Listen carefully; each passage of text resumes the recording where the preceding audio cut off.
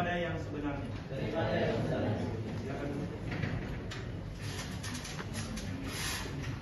Baiknya, saudara.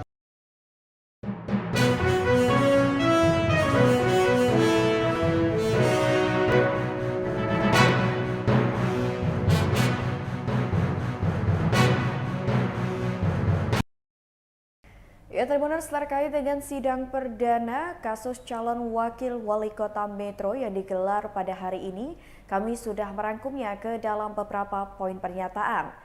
Poin pertama, calon wakil wali kota Metro nomor urut 2 Komaruzzaman menjalani sidang perdananya di Pengadilan Negeri Metro pada Senin 28 Oktober 2024. Poin selanjutnya, Komaruzzaman datang mengenakan baju berwarna hijau dan kuning serta didampingi penasihat hukum Hadri Abu Nawar bersama timnya. Jaksa penuntut umum menghadirkan 9 orang saksi dalam sidang dengan terdakwa calon wakil wali kota Metro nomor urut 2 Komaruzzaman.